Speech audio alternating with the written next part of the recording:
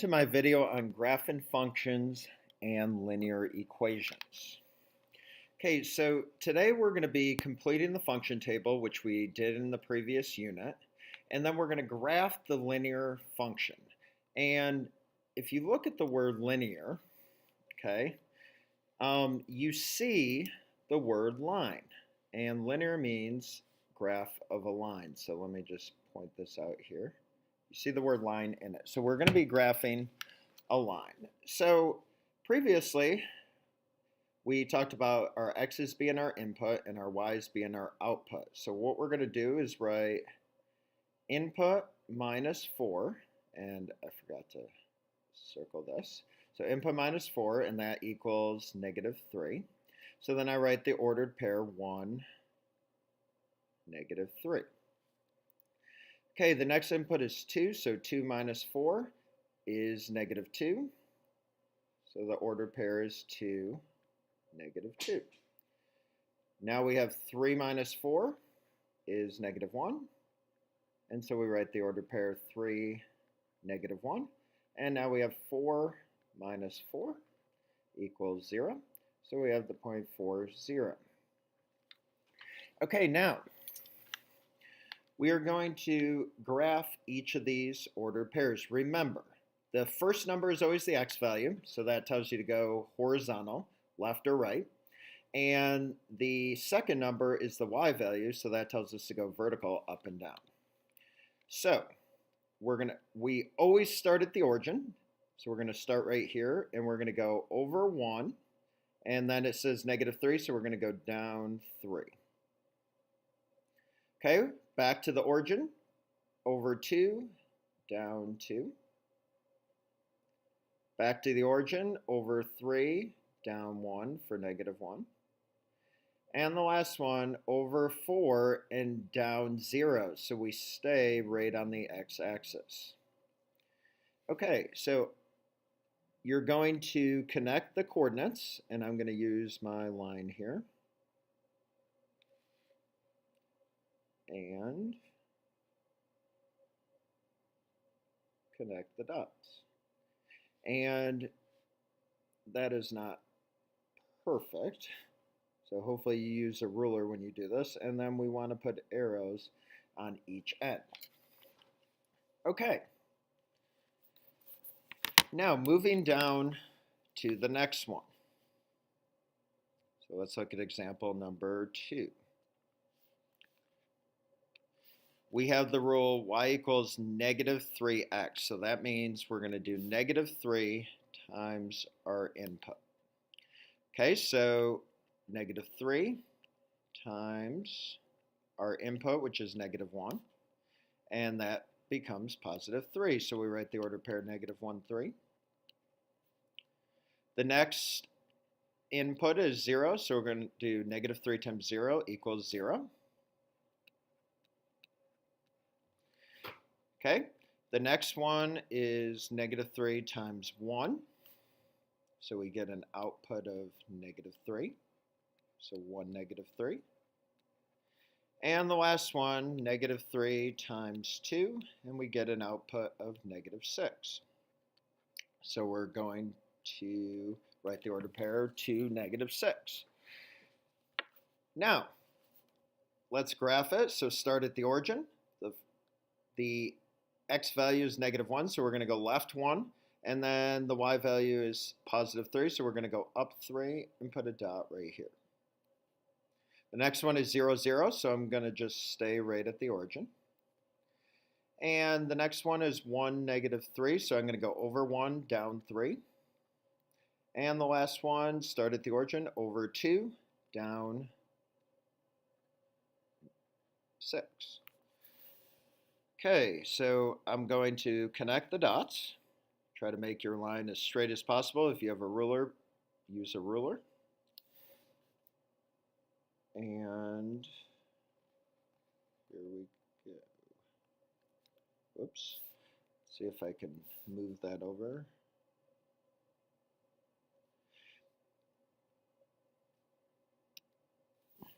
Okay. So obviously mine isn't the best. They should be totally connected, but um, you can see I'm not very good with technology. So we're going to put arrows on the end. And, oh, wait a second. This is way off. So, hold on. Just let me get this fixed up here. Okay, let's click undo because my graph is totally slid here. Okay. We're back in business. So the line should be going through the origin. You notice that my line is slightly off here. But you can see that I've tried to connect all the points. Okay, moving on to example number 3.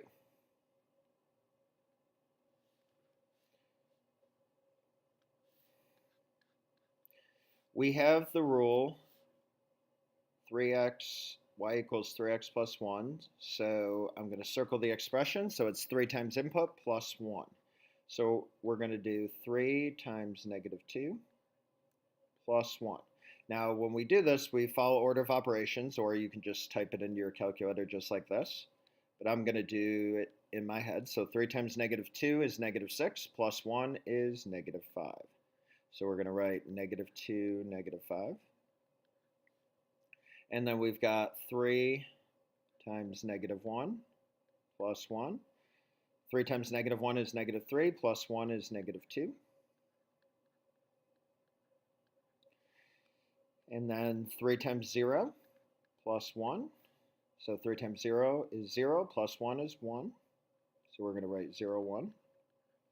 And the last one, 3 times 1 is 3, plus 1 is 4.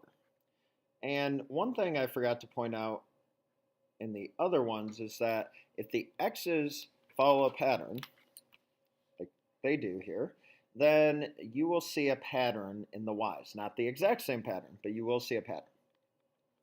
Now I'm also going to point out something else when I graph this. So we're going to go start at the origin, left 2, down 5. Back to the origin, left 1, down 2. Start at the origin. Now the first number is 0, so we're not going to move left or right. The second number is y, so we're going to move up. And then back to the origin, over 1, up 4. Okay, now I'm going to get my line tool and hopefully make a better line this time.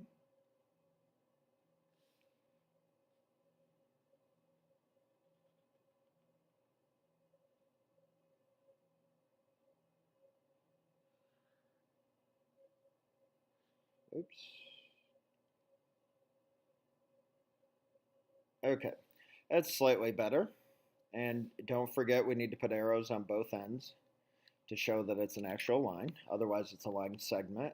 And I want you to circle this point right here. It crosses the y-axis at 1, so we want to call this the y-intercept. And I want you to notice something here. The y-intercept is 1.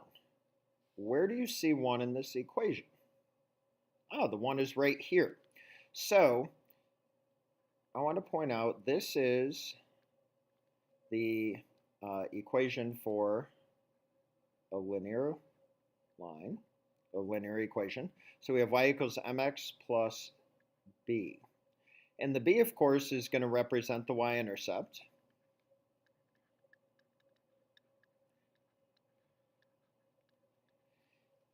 And that's where it crosses the y-axis. And this right here, which we're going to talk about later, is something called slope.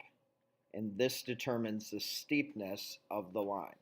Okay, so it's always, the slope is always the coefficient in front of the x. Okay, moving on, turn the page, and let's look at example number 4. Okay. So we have the equation y equals x minus 2. So I'm going to circle the expression. So this says input minus 2. And we can put it the rule right here, x minus 2, or input minus 2, and we're going to say 0 minus 2, of course, is negative 2, so we're going to write 0, negative 2. And then we have 1 minus 2 is negative 1, so we're going to have 1, negative 1.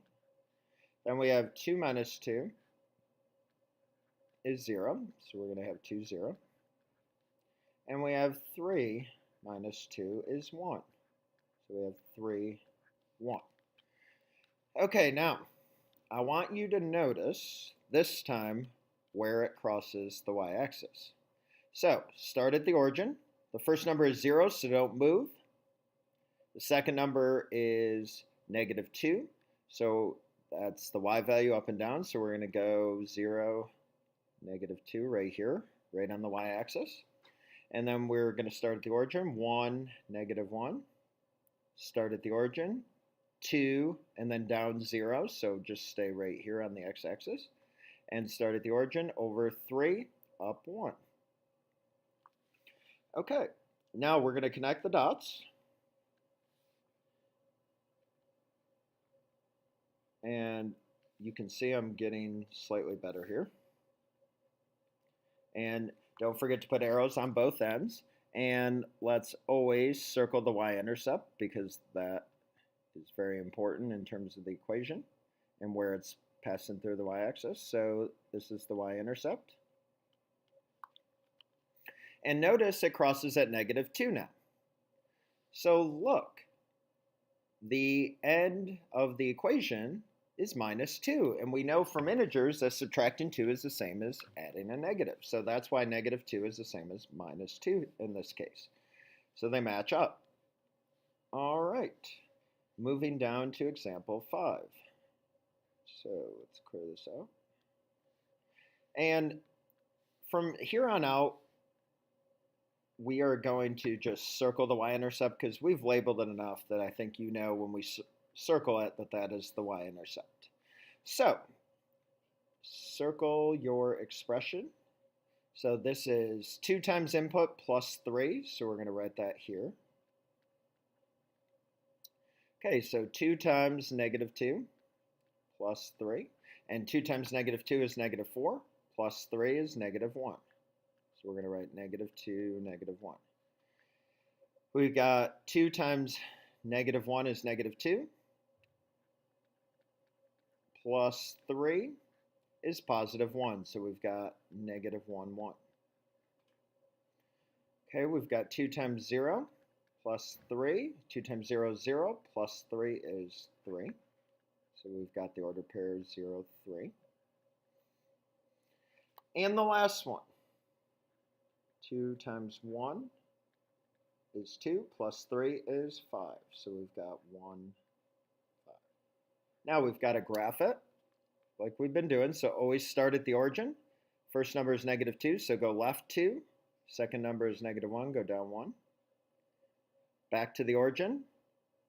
Over negative 1, up 1. Okay, the first number is 0, so don't move. Second number is 3, so move up 3. And back to the origin, over 1, up 5. Okay, connect your coordinates.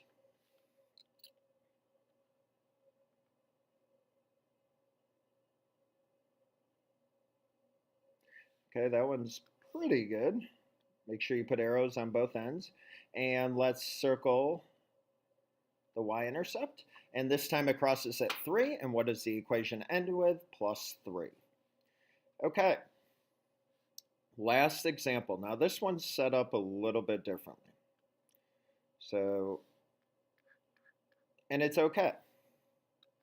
This time the expression is 4 minus 2x. So basically the slope, which is the coefficient of x, and the y-intercept are just, their order is reversed. But the numbers are still going to mean the same thing. So we're going to write our rule here, 4 minus 2x. And we're going to write 4 minus 2 times negative 1. 2 times negative 1 is negative 2. And when I do 4 minus negative 2, that's the same as doing 4 plus 2. So it's 6. So negative 1, 6. for my ordered pair. The next one, 4 minus 2 times 0. So order of operations, 2 times 0 is 0. 4 minus 0 is 4. So we're going to write 0, 4. 4 minus 2 times 1. 2 times 1 is 2. 4 minus 2 is 2.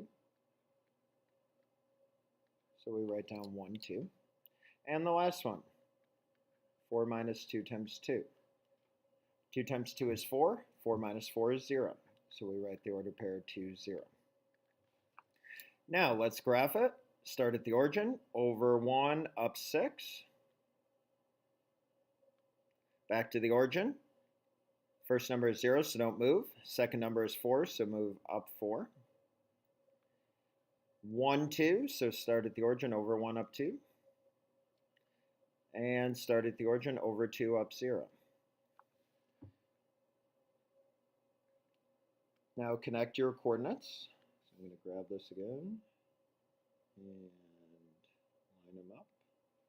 And I've gotten much better as we've gone along, so hopefully you have as well. Make sure you have arrows on both ends and circle the y-intercept. The y-intercept here is 4. And notice it doesn't end in 4 here because remember I said the order switched, but look, this number represents y-intercept and it is 4. Also something to notice as well is when the coefficient had a value of negative. And if there's a minus sign, then we look at this coefficient as negative 2. Notice when it had a negative, it was going this way. And when the coefficient was positive, it was going this way. So the coefficient of x, or the slope, affects steepness, but it also affects which direction as well. If it's negative, it's going this way. If it's positive, it's going this way. Okay, the next lesson that you'll do after this is graphing when I don't give you the inputs. So you have to come up with them on your own, and I'll give you a strategy to do that. That concludes pages 7 and 8.